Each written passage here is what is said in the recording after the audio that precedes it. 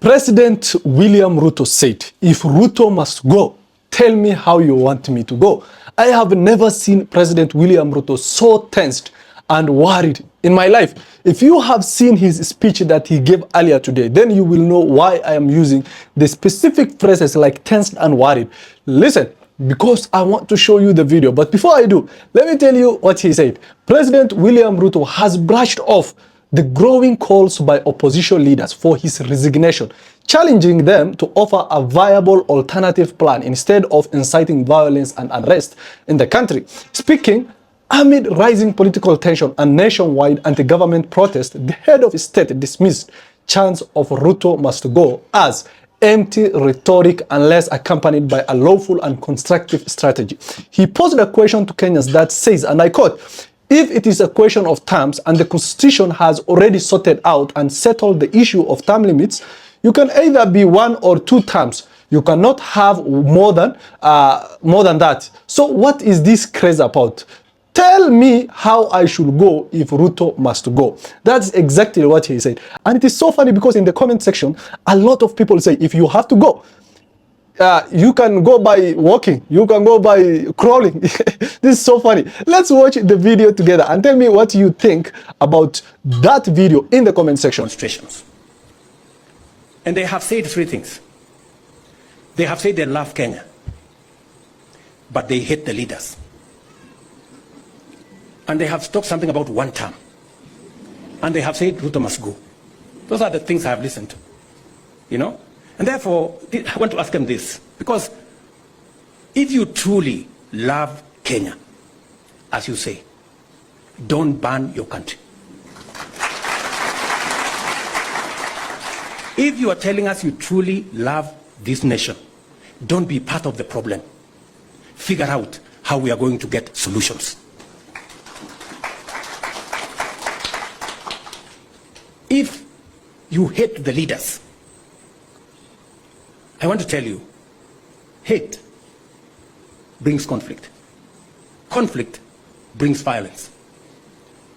Violence is not a solution to unemployment, is not a solution to any of the challenges that Kenya is facing. So, if your strategy is anchored on hate for other people, for leaders, how are you going to provide a solution for our nation? If your protest and demonstration is anchored on hate for others, we must be honest, we must be candid with ourselves as a nation, because what is going on in these streets, people think it is fashionable, because they take selfies, post on social media. I want to tell you, if we continue that way, they will finish with the small enterprises in downtown. They will move. They will be in Kileleshwa. They will be in Lavington. They will be in Karen. They will be everywhere. And we shortly will not have a country. I don't know whether that is the direction we want to go. And if it's a question of terms, the Constitution already has sorted out and settled the issue of terms. Terms are limited. You can either be 1 term, you can be 2 term. Maximum. You cannot have more than that. So what is this craze about terms? The Constitution already provides for those terms. So please, let us look for the solutions of our challenges. And solutions cannot be found in terms. Solutions are found in strategy and a plan. And if it is Ruto must go, tell me how you want me to go. What? You know, I mean, let's be honest with ourselves. What do you mean? What do you mean by Ruto must go? How do I go? Because we have a constitution in place, dear people, right? Yes. If you want Ruto to go, please, my simple advice to you, look for a better plan. Convince the people of Kenya that you have a better plan. This one of mine has created 250,000 jobs in the housing sector. Look for one that creates 500,000. This one of mine, I have brought down the cost of unga from 240 to 160. Look for one that brings it to 50. Violence will not. Anarchy will not. It will not sort out our country. Let us not fool ourselves. So, let's be honest to one another. I have listened to what these people are saying. So, if you want Ruto to go, please, do the honorable thing, you know. Develop a better plan than the one I have. Yes. The one that creates more jobs than the one I have. The one that brings down the cost of living than the one I have. The one that creates more opportunities for the young people of Kenya than the one that exists, you know. Do not tell us that you hate so-and-so. This one must go. That one must have this term or the other. And you have no strategy. I have said, you cannot replace a plan that is working that you don't like with no plan. The only thing you have, you are armed with hate and violence. And then you want us to agree with you? Really? Please. There are very few fools in Kenya. Persuade us. If you persuade us, you know, I can also go and concentrate on farming and help in food security. You know, if you have a better plan, but don't ban the country for heaven's sake. We don't have another country.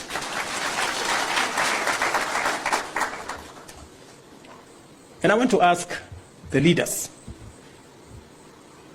religious leaders, political leaders, who are encouraging this movement towards violence and chaos and anarchy. What is your plan? So, you're telling these young people to burn the place. You're telling them to cause violence. So that, what happens? So that we move to where? You know? So these are questions that we need to ask ourselves as Kenyans, you know? Because if we go this route, we will not have a country. Yes. And the country does not belong to William Ruto. The country belongs to all of us. And if there is no country for William Ruto, there is no country for you.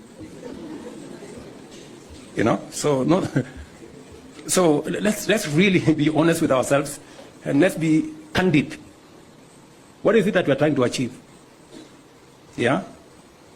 So, finally, good people, to the MSME sector, your resilience in our nation is our nation's strength. Your success is our collective prosperity. Kenya will not be held hostage by violence. We will protect our economy, defend our democracy, and secure the livelihoods of all Kenyans. It is the responsibility that is on my shoulders now, and I want to assure this nation I will do the best that I can to protect everybody and to protect everybody's business, because it is a responsibility that I have at the moment. Until that responsibility is exercised by somebody else, I will do it. You know, so let's just be clear that we cannot continue in this manner. We have to find another way of doing business. We cannot continue this way. It is not possible. We cannot continue to have people like Kevin. You know, we had many people with jobs on 24th. On 25th, their jobs went up in flames. We had many people with businesses on 24th. Today, they are living in squalor. They don't know what to do next. You know, and there are people who are telling us, oh, you know, 25th was very successful. Really? It was successful? With people having died? With so many people hurt? With so many businesses destroyed? With many businesses up in flames? Was it successful? We are going to answer those questions as we go forward. So, good people, let me say I'm very happy that I came to participate in this international celebration of MSMEs, because if there was a place for us to participate, it is in this space, because it carries 80% of our working people in the Republic of Kenya. We will continue to work with you. We will continue to build the structures to support this space, and God willing, we're going to make it better. Asanteni sana, and God bless you.